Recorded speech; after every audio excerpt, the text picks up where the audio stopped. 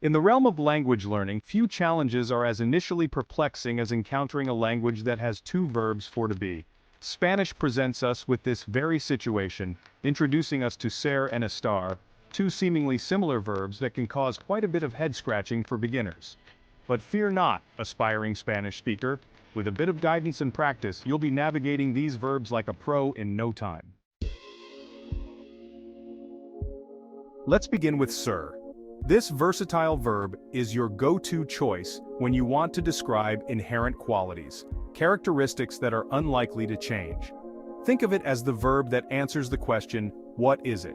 For instance, you would use ser to describe someone's personality, nationality, or profession. Juan es inteligente, Juan is intelligent. Maria es española, Maria is Spanish. Yo soy profesor, I am a teacher. Notice how in each of these examples, ser helps us define a fundamental aspect of the subject. These are not fleeting states, but rather enduring traits that shape who they are. Now let's turn our attention to estar. Unlike ser, which deals with permanence, estar steps in to describe temporary states and conditions. It's the verb for expressing how someone is feeling, where something is located, or any situation that is subject to change. Estoy cansado. I am tired. El libro está en la mesa. The book is on the table. Estamos en Madrid. We are in Madrid. As you can see, estar paints a picture of the present moment, capturing the essence of transience. These states are not fixed, but rather snapshots of a particular point in time. While estar is generally associated with location, there are instances where ser steps in, particularly when describing the location of events or the origin of something. Let's illustrate this with a few examples. La fiesta es en mi casa. The party is at my house. El concierto es en el parque. The concert is in the park. Soy de Argentina. I am from Argentina. In these cases, ser helps us pinpoint the location of an event or establish someone's origin, both of which are considered more permanent or inherent attributes. Section 5. Prepositions in action, estar, and location. As we've established, estar is the verb that usually accompanies expressions of location, especially when talking about the whereabouts of people or objects. This verb is essential in Spanish for indicating where someone or something is situated at a given moment. This is where prepositions come into play, helping us to be more specific about the location. Prepositions are words that link nouns, pronouns, or phrases to other words within a sentence, providing additional context. For example, el gato está debajo de la cama. The cat is under the bed. Here, debajo de specifies that the cat's location is beneath the bed, giving us a clear image of where the cat is hiding. Another example is estamos cerca del museo. We are near the museum. The preposition cerca de tells us that the people are in proximity to the museum, but not inside it. Similarly, el restaurante está a la derecha del cine. The restaurant is to the right of the cinema.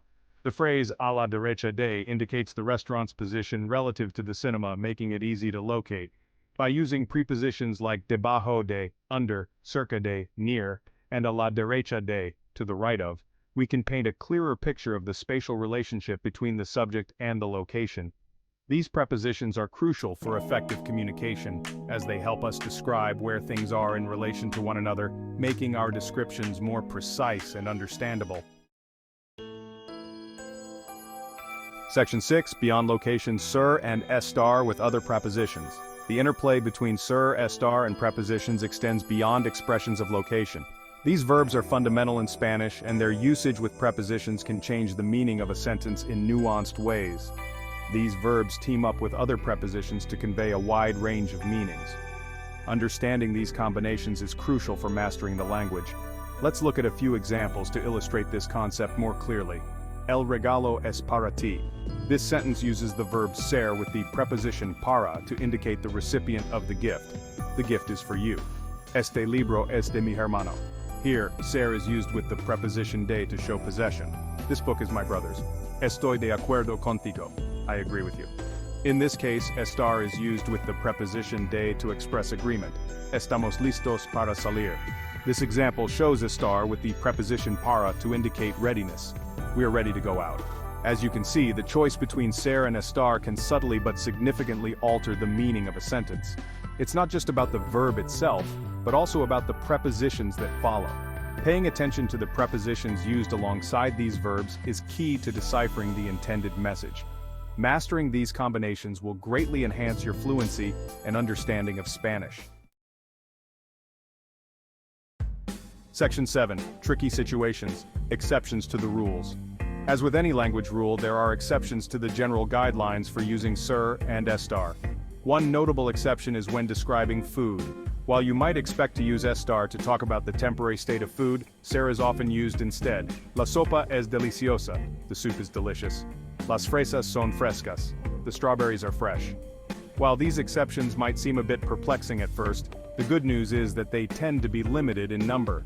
With practice and exposure, you'll start to internalize these nuances and use SER and ESTAR like a native speaker. Section 8, From English to Spanish, Navigating the Verb to Be. For native English speakers, the distinction between SER and ESTAR can be particularly challenging because English only has one verb for to be. To overcome this hurdle, it's helpful to think about the underlying meaning you want to convey. If you're describing something permanent or unchanging, SER is your best bet. On the other hand, if you're talking about a temporary state, location, or condition, ESTAR is the way to go. Remember, the key is to shift your perspective from a word-for-word translation to understanding the essence of what you want to express. Section 9. Mastering SER and ESTAR. Tips and tricks.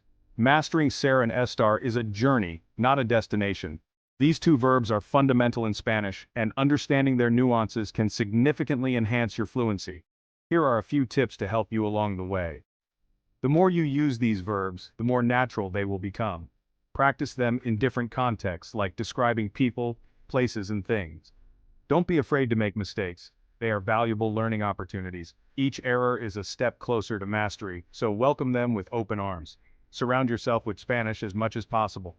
Listen to Spanish music, watch Spanish TV shows, and try to think in Spanish throughout your day. Sometimes, the best approach is to trust your gut and go with what sounds right. Overthinking can lead to confusion, so rely on your intuition. Remember, every Spanish speaker was once in your shoes, grappling with these two seemingly interchangeable verbs. Even native speakers had to learn the differences. With patience, perseverance, and a dash of humor, you'll conquer SER and ESTAR and unlock a whole new level of fluency in Spanish. Celebrate your progress, no matter how small, and keep pushing forward.